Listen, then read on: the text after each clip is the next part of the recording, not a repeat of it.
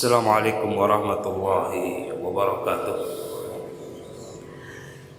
Innal hamdalillah nahmaduhu wa nasta'inuhu wa nastaghfiruhu wa natubu ilaih.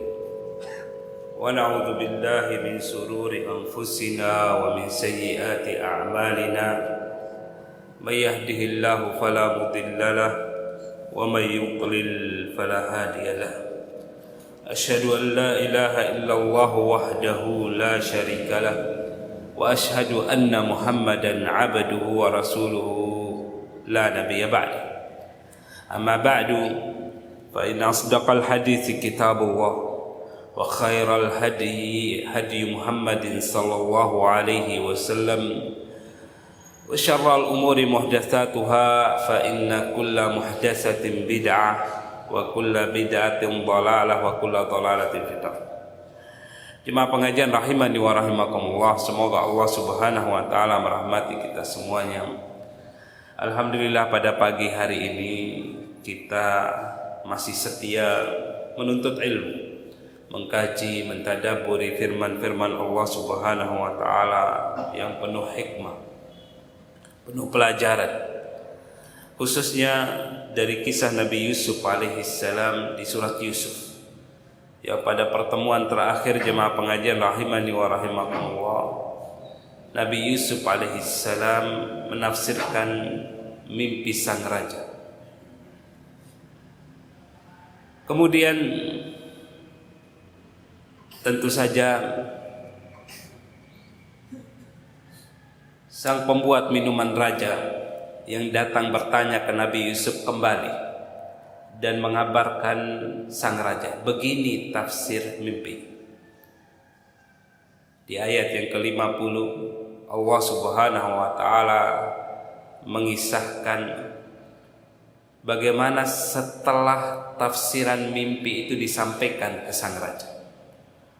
Allah berfirman, wa qala al-maliku tuni bih. Raja berkata, bawalah dia kepadaku. Falamma ja'ahur rasulu qala. Ketika utusan itu datang kepada Nabi Yusuf alaihissalam, Nabi Yusuf berkata, irji' ila rabbika fas'alhu ma balun niswatil lati qatta'na aydiyahunna. Kembalilah kamu pada tuanmu, pada raja, dan tanyakan kepada sang raja bagaimana perihal wanita-wanita yang telah melukai tangannya sendiri. Inna rabbi bikaidihinna alim. Sesungguhnya Rabbku maha mengetahui tipu daya mereka. Jemaah pengajian rahimani wa rahimakumullah, semoga Allah Subhanahu wa taala merahmati kita semuanya. Tentu saja sang raja penasaran. Para menteri-menterinya, orang-orang yang dekat dengan dia, yang pintar-pintar, tokoh-tokoh masyarakat, yang punya pengalaman, banyak makan asam garam dalam kehidupan mereka, tidak ada yang tahu tafsiran mimpinya. Mereka hanya berkata itu bunga tidur saja. Ternyata mimpi tersebut punya penafsiran yang akan membawa keselamatan untuk sang raja dan rakyat Mesir. Ini sesuatu yang hebat tentunya. Oleh karena itu, sang raja ingin bertemu dengan Yusuf alaihissalam, Nabi Yusuf alaihissalam, sehingga sang raja memerintahkan utusan untuk membawa Nabi Yusuf. Utuni bi, bawakan Nabi Yusuf itu kemari. Akan tapi jemaah pengajian rahimani wa rahimakumullah, Nabi Yusuf menunjukkan sekali lagi betapa sabarnya beliau. Ketika utusan datang, dia atau beliau alaihi salatu wassalam memerintahkan kepada utusan tersebut untuk kembali dan menanyakan bagaimana keadaan perempuan-perempuan yang memotong tangannya sendiri. Jemaah pengajian rahimani wa rahimakumullah. Nabi Yusuf alaihissalam hendak menegaskan bahwasannya beliau tidak salah.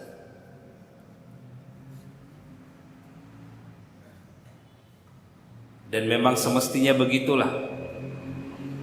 Jika kita dituduh dengan tuduhan palsu, kita mesti berupaya untuk membebaskan diri dari tuduhan palsu tersebut.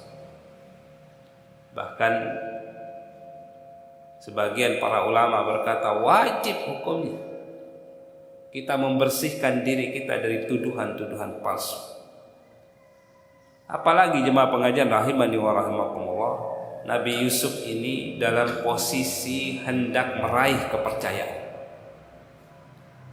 Beliau sudah menyusut, dan memang demikian yang diperintahkan oleh Allah Subhanahu wa taala, menyusun langkah supaya beliau mendapat kepercayaan, supaya dakwah beliau didengar oleh seluruh rakyat Mesir. Bagaimana bisa dipercaya orang yang masih menempel pada dirinya tuduhan-tuduhan palsu? Sehingga jemaah pengajian rahimani wa rahimakumullah, beliau hendak menghadap sang raja dalam keadaan sudah bersih dari tuduhan palsu, sehingga nanti di hadapan sang raja beliau bisa menawarkan diri untuk menjadi orang yang bertanggung jawab dalam pengumpulan dan pembagian makan. Karena tanggung jawab yang besar seperti ini, beliau ingin bersih terlebih dahulu. Jangan-jangan nanti ini pekerjaan-pekerjaan besar. Jangan-jangan nanti akan ada orang yang berbicara di belakang hari. Oh, kenapa dia yang dipercaya padahal dia ini kan orang yang melakukan kesalahan, merayu istri sang menteri, di penjara pula. Beliau tidak ingin ada desas-desus seperti itu. Beliau hendak meraih kepercayaan penuh dari sang raja dan dari rakyat Mesir. Oleh karena itu, dengan sabar beliau berkata, kembali, jelaskan dulu ini tentang posisi saya, keadaan saya. Jangan sampai tuduhan ini terus melekat pada diri saya. Jemaah pengajian rahimani wa rahimakumullah. Di sini Nabi Yusuf menimbang bahwasanya terlepas dari tuduhan palsu, terbebas dari tuduhan palsu, itu lebih baik daripada bebas dari penjara. Dan hasilnya jemaah pengajian rahimani wa rahimakumullah, beliau langsung mendapat kedudukan yang tinggi. Ini keutamaan orang itu sabar dan tidak tergesa-gesa. Beliau sabar dan tidak tergesa-gesa dalam urusan ini, sehingga mendapatkan sesuatu yang betul-betul hebat sebagai buah kesabaran. Ini juga menunjukkan jemaah pengajian rahimani wa rahimakumullah, boleh seseorang itu tidak keluar dari penjara sampai jelas dia tidak bersalah. Penjara zaman dulu, kalau penjara zaman sekarang ini, kalau sudah disuruh keluar harus keluar. Mana ada orang yang boleh bertahan dalam penjara sekarang. Kalau penjara zaman dulu, boleh orang bertahan dalam penjara sampai saya ini jelas tidak bersalah. Padahal memenjarakan diri sendiri, tidak keluar dari penjara, itu termasuk menzalimi diri sendiri. Karena penjara membawa kesengsaraan, menyengsarakan diri sendiri itu haram.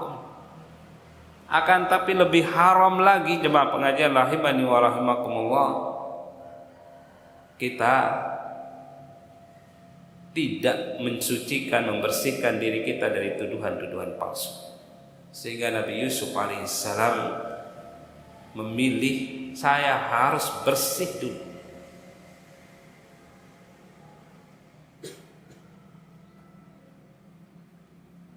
Jemaah pengajian rahimani wa rahimakumullah. Walaupun demikian,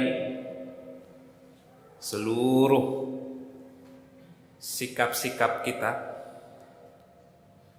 dalam memilih itu tergantung maslahat dan mafsadah. Kalau maslahatnya memang kita bersabar dulu karena belum ada bukti, ya mau bagaimana lagi?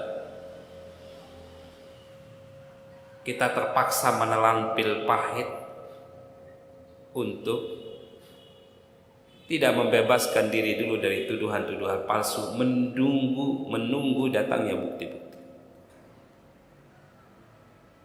Tergantung masalah, tergantung posisi, keadaan pada saat itu. Nabi Yusuf alaihissalam melihat bahwasanya beliau pada saat ini sudah punya bukti. Sang raja hendak bertemu dengan beliau, hendak mengetahui mana sih orang yang pintar itu. Dan seluruh orang-orang yang mengetahui kisahnya Nabi Yusuf di negeri Mesir tahu kalau Nabi Yusuf tidak salah. Khususnya para wanita-wanita yang memotong tangannya sendiri. Mereka semua tahu kalau Nabi Yusuf alaihissalam tidak salah. Kenapa tahu? Karena istri sang menteri mengatakan demikian kepada wanita-wanita yang memotong tangannya sendiri. Saya telah menawarkan diri saya kepada Yusuf, namun dia tidak mau menerima tawaran tersebut. Kalau dia tidak mau mengikuti aku, mengikuti perintahku, niscaya dia akan dipenjara. Itu perkataan istrinya sang menteri kepada wanita-wanita yang dia undang untuk makan dan melihat Nabi Yusuf alaihissalam, sampai mereka memotong tangannya sendiri. Jadi semua mereka tahu, dan semua mereka berupaya juga untuk merayu Nabi Yusuf, saking gantengnya Nabi Yusuf alaihissalam. Namun Nabi Yusuf alaihissalam tidak mau menuruti satu pun rayuan-rayuan mereka, sehingga mereka dengan pasti tahu bahwasanya Nabi Yusuf alaihissalam itu selamat dari tuduhan-tuduhan, tidak pernah melakukan keburukan-keburukan. Jemaah pengajian rahimani wa rahimakumullah.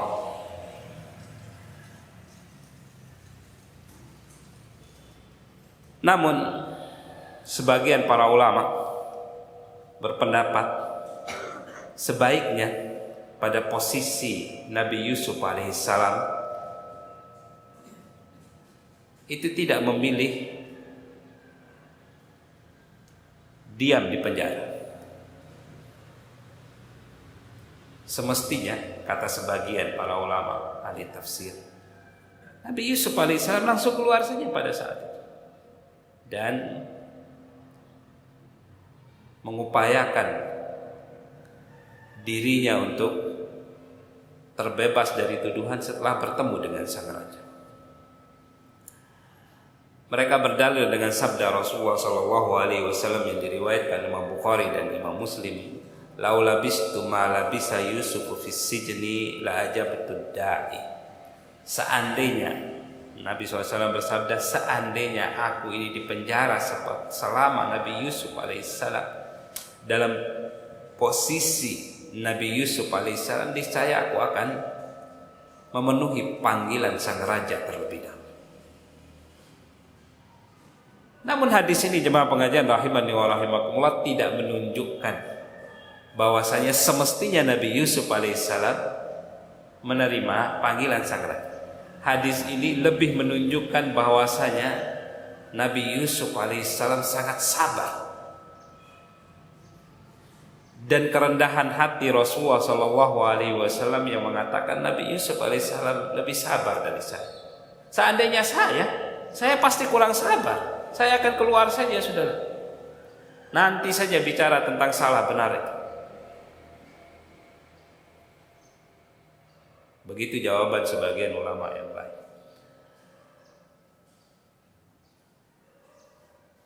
Yang mendukung bahwasanya Nabi Yusuf mestinya keluar terlebih dahulu berkata bahwasanya ini peluang untuk selamat. Semestinya Nabi Yusuf tidak membuang-buang peluang untuk selamat. Peluang keluar dari penjara. Bagaimana jika nanti sang raja melupakan beliau? Ya sudah, kalau dia tidak mau datang ya tidak apa-apa, biar dia di penjara. Bagaimana kalau sang raja berkata demikian?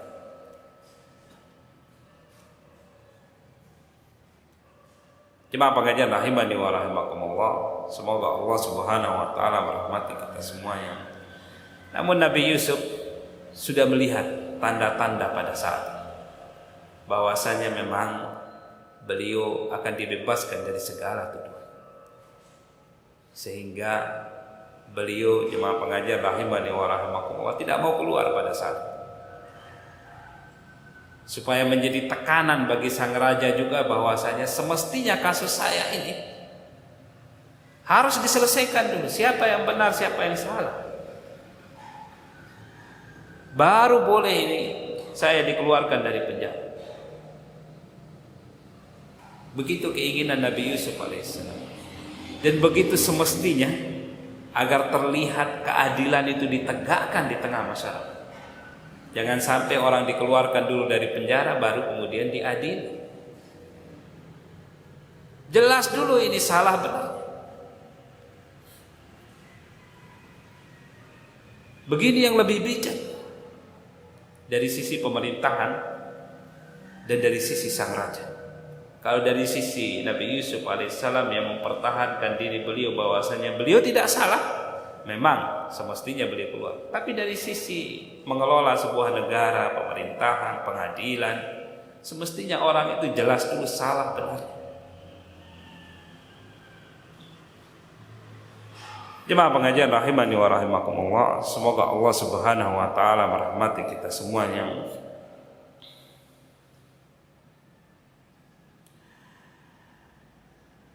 Nabi Yusuf alaihissalam ketika hendak membebaskan dirinya dari tuduhan palsu hanya berkata, coba tanyakan kepada sang raja bagaimana keadaan wanita-wanita yang memotong tangan. Beliau tidak memberikan pesan yang lebih dari itu. Kalau seandainya orang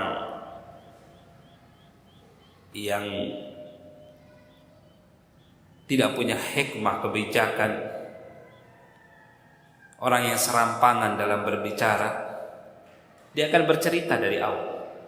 Nih di sini dulu nih, saya ceritakan begini itu si istrinya sang menteri lah yang begini dan begitu, si wanita-wanita ini semuanya orang-orang yang terbawa hawa nafsu, diceritakan detail tuh, ceritakan pada sang raja. Tapi Nabi Yusuf alaihissalam tidak demikian.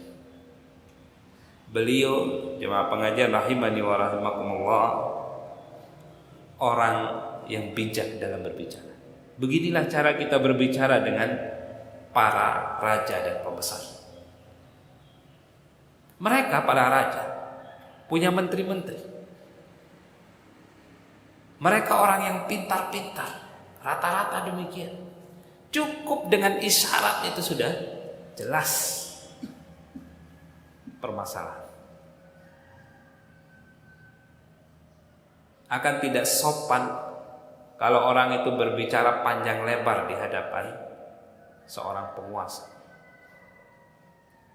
Seolah-olah sang penguasa orang yang bodoh.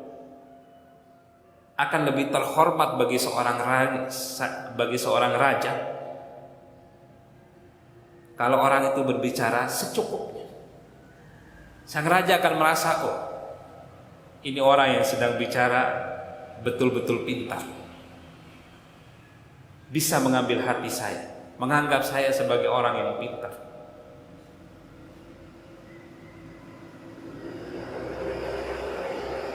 Jemaah pengajian rahimani wa rahimakumullah, semoga Allah Subhanahu wa taala merahmati kita semuanya. Berbeda kalau kita menjelaskan dari awal sampai akhir.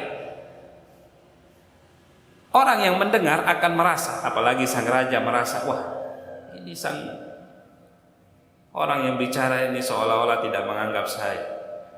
Tidak menganggap saya tahu semuanya. Perlu saya didetailkan dari awal sampai akhir, dari A sampai Z. Apalagi kalau sang raja bosan dengar, bagaimana? Cukup isyarat saja.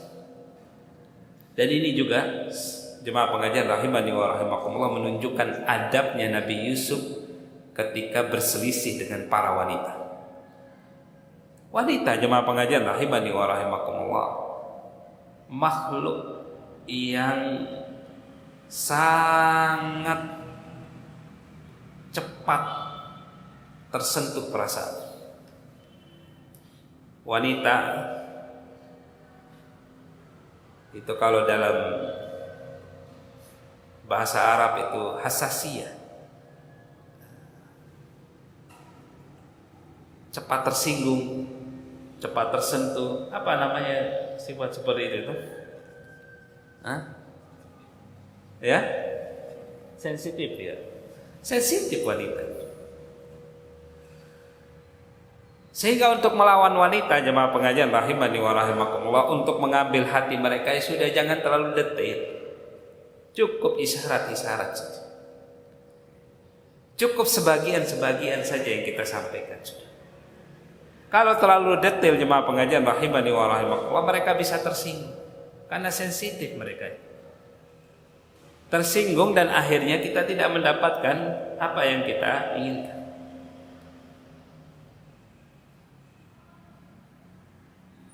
Dan Nabi Yusuf alaihissalam tahu, oh begini cara menghadapi wanita. Sehingga cukup beliau mengatakan, coba tanyakan keadaan wanita-wanita yang sempat memotong tangannya sendiri. Jemaah pengajian rahimani wa rahimakumullah, semoga Allah Subhanahu wa taala merahmati kita semuanya.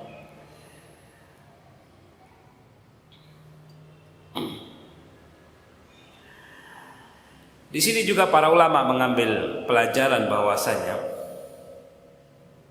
seorang alim ulama itu tidak menjual murah ilmu agamanya kepada para penguasa. Karena memang ulama itu tidak butuh kepada para penguasa dengan ilmunya. Akan tetapi para raja dan penguasa walaupun memiliki kekuasaan masih tetap butuh kepada para ulama. Buktinya sang raja punya kekuasaan. Betapa banyak dia memiliki orang-orang yang bisa dia andalkan. Namun tetap dia membutuhkan ulama-ulama yang khusus seperti orang yang memiliki ilmu seperti Nabi Yusuf alaihissalam. Nabi Yusuf alaihissalam menunjukkan dirinya sebagai tidak butuh kepada para penguasa. Mereka yang membutuhkan saya. Sehingga beliau tetap bertahan, saya tidak akan keluar sekarang. Selesaikan urusan saya.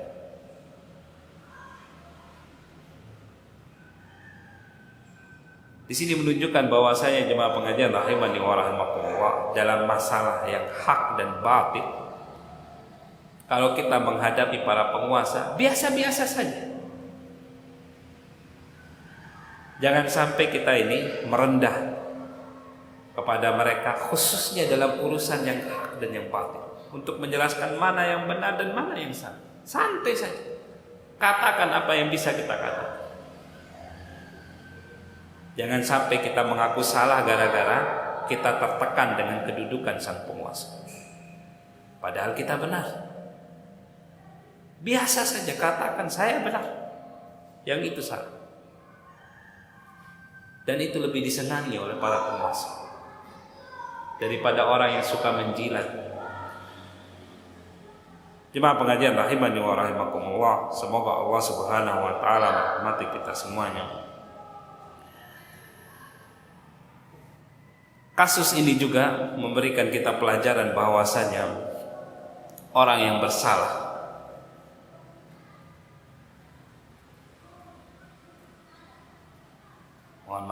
tuduhan kepada orang yang tidak bersalah akan mendatangkan kebaikan pada akhirnya jika dia terbukti tidak bersalah nanti. Oleh karena itu jemaah pengajian rahimani wa rahimakumullah, apapun yang terjadi pada diri kita, kita bersabar. Kalau kita benar, akibatnya tentu akan mendatangkan kebaikan bagi diri kita jika kita bersabar. Di antara hal yang menakjubkan jemaah pengajian rahimani wa rahimakumullah, kita ini berada di ayat yang ke-50. Di antara hal yang menakjubkan dalam kisah Nabi Yusuf alaihissalam ini, Allah Subhanahu wa taala bercerita tentang Nabi Yusuf alaihissalam dalam 100 ayat. Kira-kira demikian. Dan kisah Nabi Yusuf alaihissalam terbagi dua. Bagian pertama beliau dalam keadaan susah.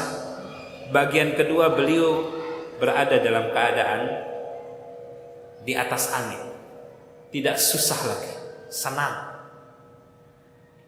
Dan begitu ayat yang ke-50 lewat 50, lewat 51, keadaan berbalik.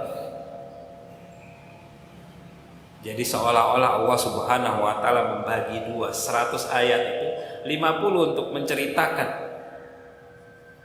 keadaan Nabi Yusuf alaihissalam yang susah sampai di penjara, dan 50 berikutnya beliau dibebaskan menjadi seorang menteri dan kemudian bertemu dan berkumpul dengan keluarga besar.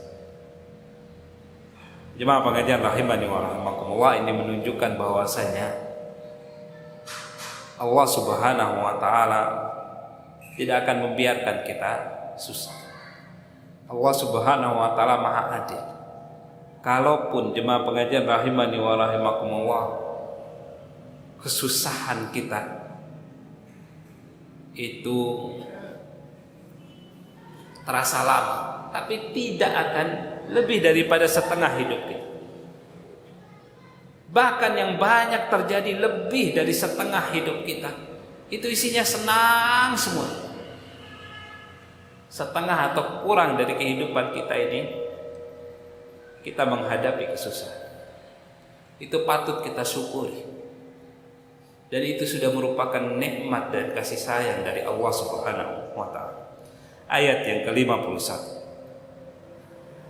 Qala, berkata sang raja, ma khatbukunna itrawattunna Yusufa an nafsi. Sang raja berkata kepada wanita-wanita yang memotong-motong tangannya sendiri. Tentu saja sang raja memanggil para wanita-wanita tersebut, kemudian ditanyakan kepada mereka, ma khatbukunna, bagaimana keadaan kalian? Bagaimana posisi kalian, sikap kalian pada saat itu? Itrawattunna Yusuf an nafsi, ketika kalian menggoda Yusuf untuk menundukkan diri. Qulna, para wanita itu berkata, hasya lillah, maha sempurna Allah, ma'alimna alaihi min su', kami tidak mengetahui sesuatu yang buruk dari Nabi Yusuf alaihissalam.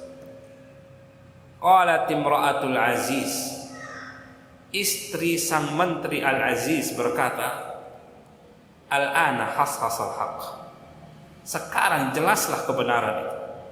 Ana rawattuhu an nafsi, akulah yang menggodanya. Wa innahu laminas shadiqin, dan sesungguhnya dia Yusuf itu termasuk orang-orang yang jujur, orang-orang yang benar. Jemaah pengajian rahimani wa rahimakumullah, semoga Allah Subhanahu wa taala merahmati kita semuanya.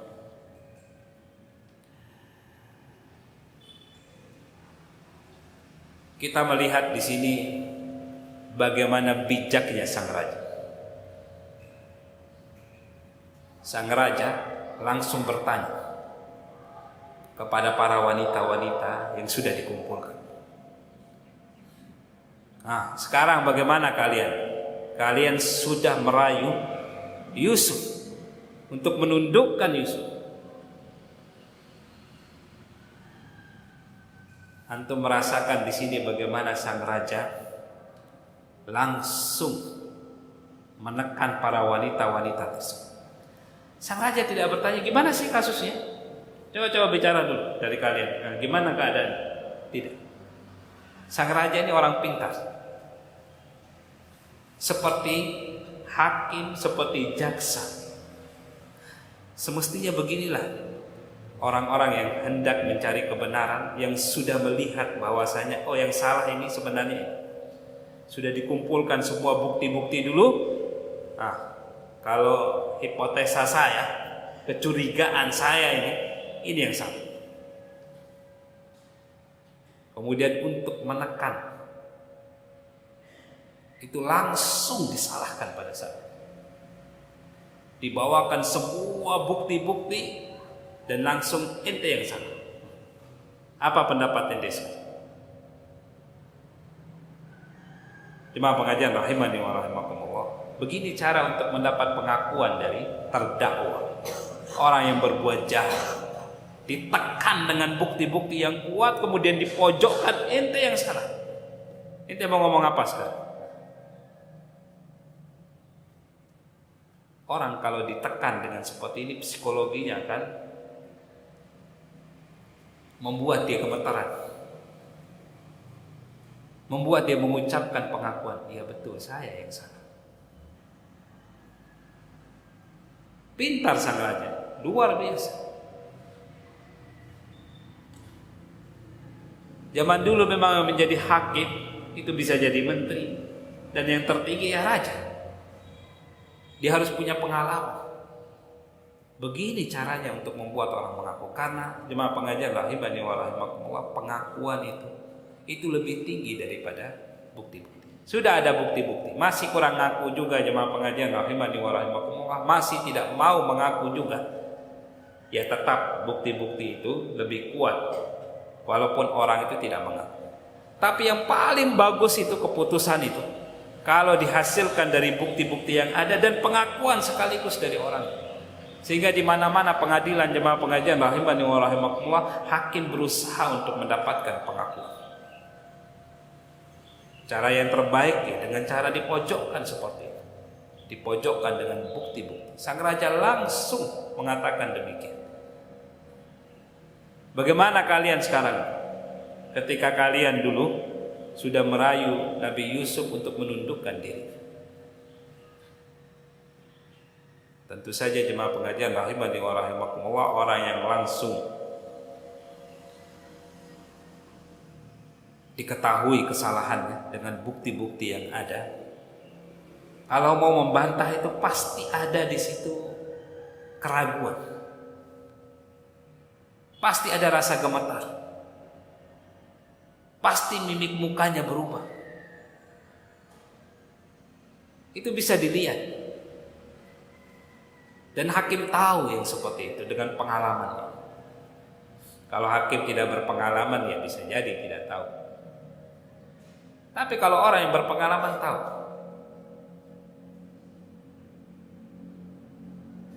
Dan kita kalau dalam keadaan posisi seperti ini dan benar-benar salah ya sudah.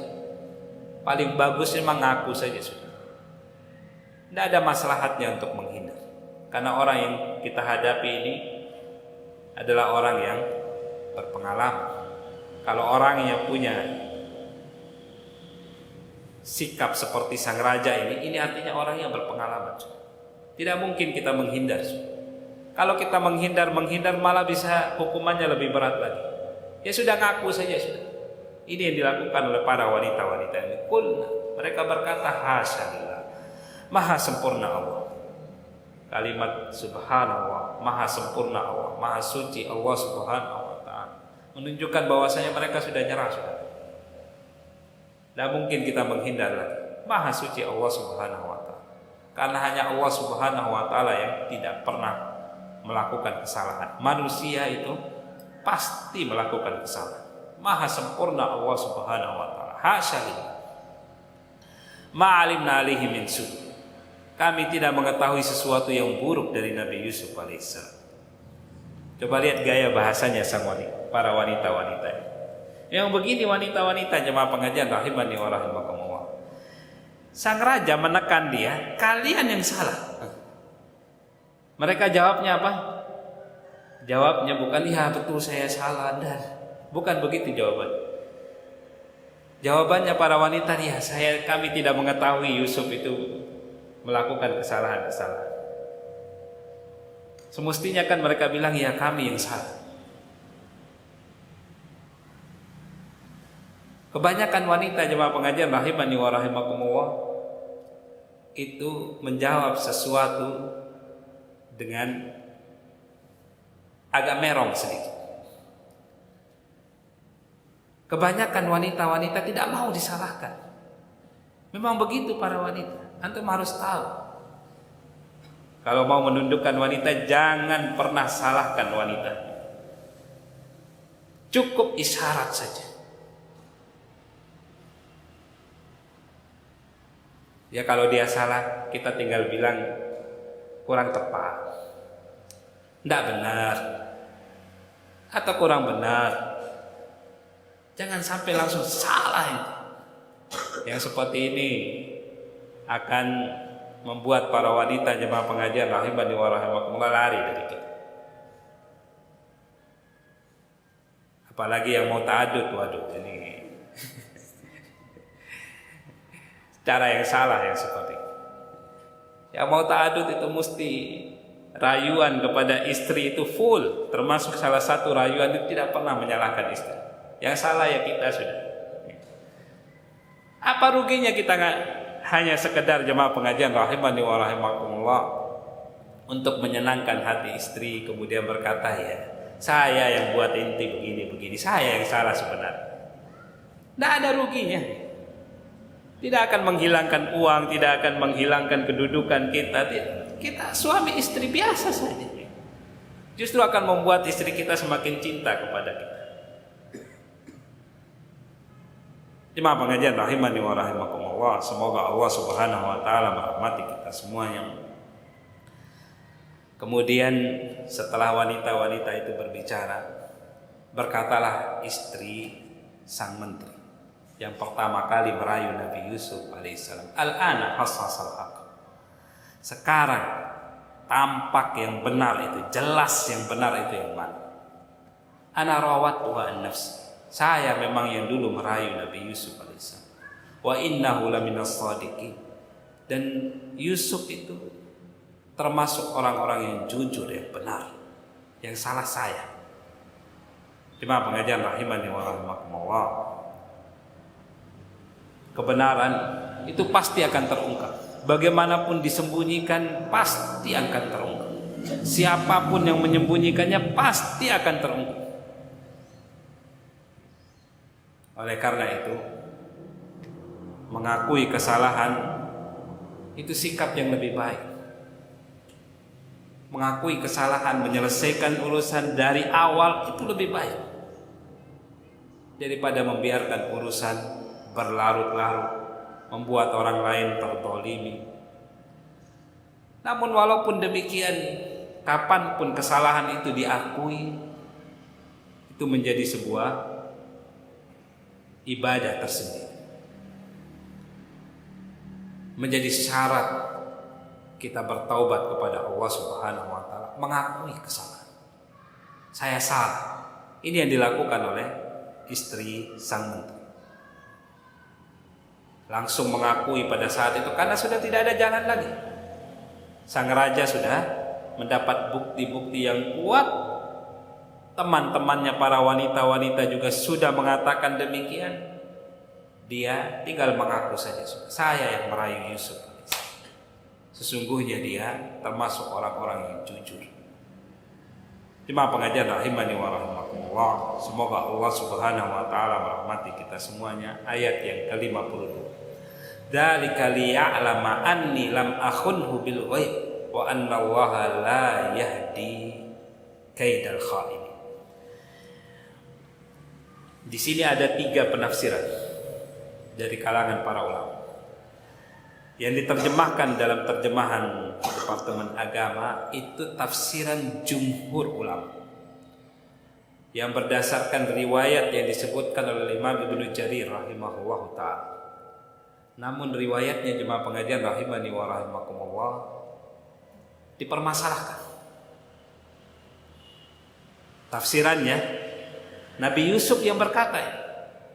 Jadi tadi kalau di ayat yang ke-51 itu wanita, ya raja berkata, kemudian wanita-wanita tersebut mengakui, kemudian istri sang menteri menegaskan dia yang salah. Setelah itu disampaikan ke Nabi Yusuf. Nabi Yusuf berkata, ini penafsiran jumhur ulama. Dzalika liya'lama anni lam akhunhu bil ghaib.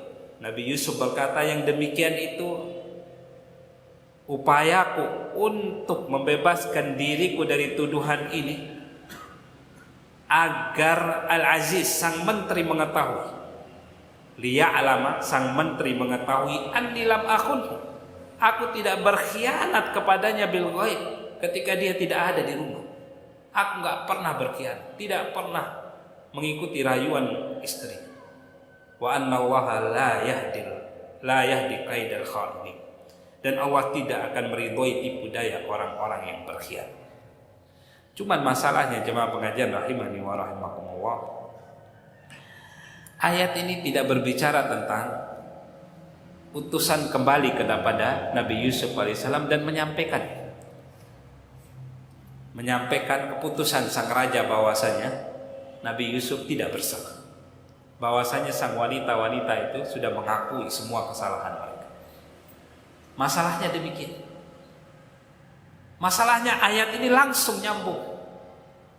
Seolah-olah kalau dari sisi kita yang sedang membaca firman Allah Subhanahu wa taala, ini adalah perkataan Imra'atul Aziz. Karena yang terakhir berbicara di ayat yang ke-51 itu adalah istri sang menteri.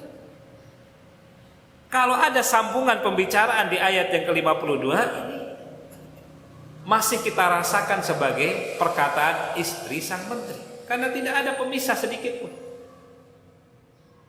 Dari sisi gaya bahasa jemaah pengajian rahimani wa rahimakumullah, kalau tadi tafsiran pertama dari sisi riwayat, namun riwayatnya dipermasalahkan. Dari sisi gaya bahasa, ini adalah perkataan istri sang menteri. Terjemahannya seperti ini. Istri sang menteri langsung melanjutkan perkataannya. Dzalika liya'lam. Yang demikian itu agar suami saya tahu. Inni lam akhunhu bil ghaib. Bahwasanya saya tidak pernah berkhianat kepada suami saya ketika dia tidak ada di rumah. Maksudnya tidak pernah terjadi perzinahan. Enggak pernah terjadi. Saya memang ngerayu-ngerayu iya, tapi tidak pernah terjadi perzinahan. Dan merayu jemaah pengajian rahimani wa rahimakumullah, hukumnya ya jelas tidak seperti perzinahan. Saya masih suci, begitu yang hendak dikatakan oleh istri sang raja. Lam akhunhu bil ghaib. Saya tidak pernah berzina ketika dia tidak ada di rumah. Wa anna Allah la yahdi kaidal kha'inin. Bahwasanya Allah tidak meridhoi tipu daya orang-orang yang berkhianat. Saya coba berkhianat, akan tapi Allah Subhanahu wa taala tidak meridhoi tipu daya tersebut. Yang tafsiran yang kedua ini pun membawa masalah. Masalahnya, setiap kata ganti dalam bahasa Arab itu kembali kepada orang yang disebutkan sebelumnya. Sementara suami atau sementara sang menteri ini tidak disebutkan dalam pembicaraan sang raja. Di ayat yang ke-51, di ayat yang ke-50 juga tidak disebutkan. Sehingga kata ganti ini kembalinya kemana ini? Bukan kepada sang raja, bukan kepada sang menteri kalau demikian. Karena belum pernah disebutkan dalam pembicaraan sang raja tentang menteri. Jadi kalau dilihat dari sisi yang lebih dalam lagi dalam bahasa Arab, muncul penafsiran ketiga. Penafsiran ketiga jemaah pengajian rahimani wa rahimakumullah, kira-kira seperti ini. Sang wanita, istri sang menteri berkata, dzalika liya'lam, yang demikian itu agar Nabi Yusuf tahu. Karena yang dibicarakan tadi adalah Nabi Yusuf yang disebutkan di ayat yang ke-50, 51 itu Nabi Yusuf, bukan suaminya dia, bukan sang menteri. Sehingga cocoknya, kata sebagian para ulama ahli tafsir, cocoknya ini, dhamir ini, kata ganti ini diterjemahkan menjadi Nabi Yusuf. Jadi istri sang menteri berkata, yang demikian itu agar Nabi Yusuf tahu bahwasanya saya tidak pernah mengkhianatinya di belakang dia. Jadi kalau dia nggak ada, saya akan ngaku terus terang, saya yang merayu dia. Sekarang pun Nabi Yusuf nggak ada nih, saya ngaku depan raja kalau saya yang merayu dia. Tapi kalau di depan Nabi Yusuf ketika bertemu dengan suaminya di awal kali ketika mereka kepergok, itu dia memang mengucapkan kalimat dusta. Tapi kalau di belakang Nabi Yusuf, di depan wanita-wanita, di depan sang raja, dia sang istri menteri ini jelas-jelas mengatakan saya yang merayu. Di depan sang wanita-wanita ketika diundang makan, istri sang menteri mengakui dengan jelas, jadi saya tidak pernah berkhianat terhadap Nabi Yusuf. Saya dari dulu memang ngaku kalau saya yang ngerayu dia. Begitulah kira-kira. Wa anna Allah la yahdi kaidal kha'inin, bahwasanya Allah tidak meridhoi tipu daya orang yang berkhianat. Al-Imam Ibnu Katsir rahimahullahu taala lebih mendukung tafsiran yang kedua. Kenapa demikian? Karena itu sesuai dengan bahasa dan sesuai dengan arah pembicaraan. Jadi jemaah pengajian rahimani wa rahimakumullah, biasanya wanita itu akan mencari selamat bagaimanapun, menyelamatkan dirinya, menyelamatkan rumah tangganya.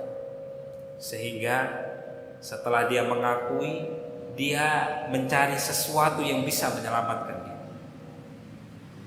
yaitu dengan cara mengatakan saya tidak pernah berzina, walaupun saya ngerayu tapi tidak pernah berzina.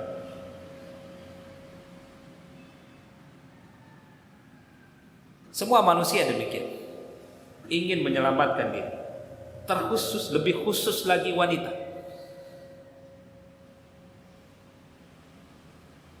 Oleh karena itu, jika antum menemukan istri antum di rumah sudah melakukan kesalahan, ngaku salah, kemudian dia berupaya untuk mencari alasan, ya biarkan saja. Memang begitu wanita. Berupaya kembali untuk mengangkat dirinya, seperti apa yang dikatakan oleh istri sang menteri ini. Memang begitu wanita. Dan tidak perlu jemaah pengajian rahimani wa rahimakumullah kemudian kita tekan kembali untuk kemudian sang wanita itu jatuh sejatuh-jatuh. Yang seperti ini tidak baik, jelas. Yang seperti ini justru membuat masalah semakin besar. Ya biarkan saja, oh ya, terima saja. Yang penting dia sudah sadar bahwasanya dia salah. Jemaah pengajian rahimani wa rahimakumullah, semoga Allah Subhanahu wa taala merahmati kita semuanya. Mana yang paling benar dari tiga tafsir ini? Wallahu taala. Kalau Syekhul Islam Ibnu Taimiyah lebih mendukung juga pendapat yang kedua, bahwasanya sang wanita, istrinya sang menteri ini berkata, yang demikian itu pengakuan saya ini saya lakukan agar suami saya tahu bahwasanya saya tidak pernah berzina di belakang. Hanya ngerayu Nabi Yusuf alaihissalam. Itu pun karena saking gantengnya Nabi Yusuf. Itu pun karena memang suami saya yang memasukkan Nabi Yusuf ke rumah saya. Dan itu pun karena suami saya membiarkan saya berkholwat dengan Nabi Yusuf. Selain itu saya tidak pernah berzina, sama sekali tidak.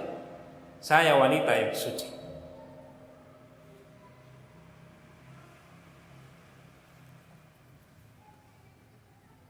Dan upaya saya berkhianat itu tidak diridhoi oleh Allah Subhanahu wa taala. Jadi pas dengan ujung ayat.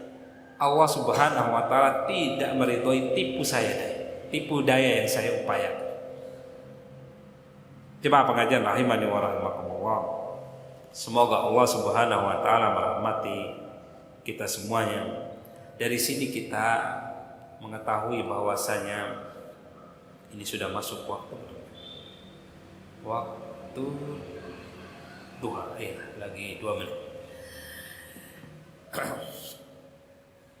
Dari sini kita mengetahui bahwasanya jemaah pengajian rahimani wa rahimakumullah, tipu daya itu menghalangi hidayah.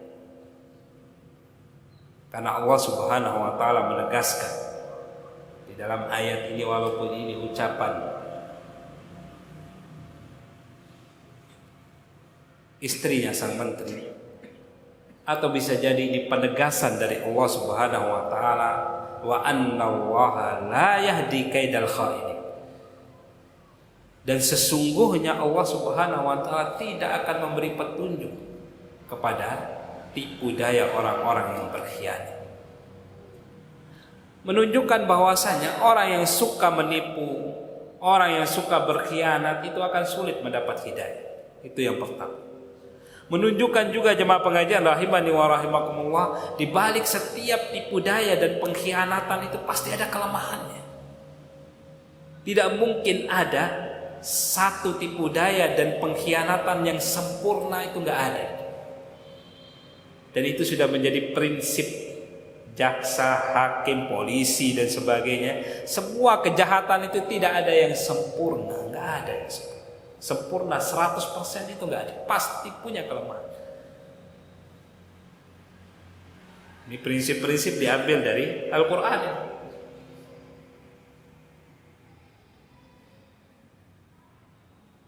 Jadi orang kalau serius menangani satu perkara, pasti akan menemukan yang benar itu yang mana, yang salah itu yang mana. Karena kejahatan tidak ada yang sempurna, pengkhianatan itu tidak ada yang sempurna, tipu daya itu tidak ada yang sempurna. Semuanya punya kelemahan. Yang tidak punya kelemahan adalah kebenaran.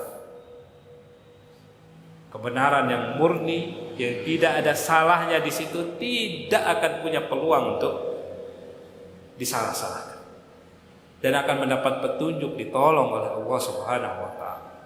Karena Allah Subhanahu wa taala al-haq, yang maha benar. Dari dialah kebenaran.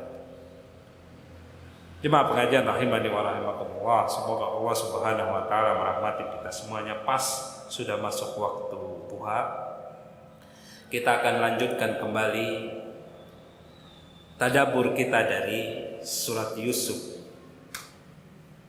Di ayat yang ke-53 masih diperselisihkan juga, ini perkataan siapa di ayat yang ke-53 ini. Seperti perselisihan di ayat yang ke-52. Semoga kita semua bisa mengambil banyak pelajaran di balik kisah Nabi Yusuf alaihissalam ini, sehingga kita bisa selalu mendapat hidayah dari Allah Subhanahu wa taala di kehidupan dunia ini, dan tetap berada di atas siratal mustaqim sampai kita semua dipertemukan di surganya Allah Subhanahu wa taala kelak. Wa akhiru da'wan alhamdulillahirabbil alamin. Subhanakallahumma rabbana wa bihamdika asyhadu an la ilaha illa anta astaghfiruka wa atubu ilaik. Wassalamualaikum warahmatullahi wabarakatuh.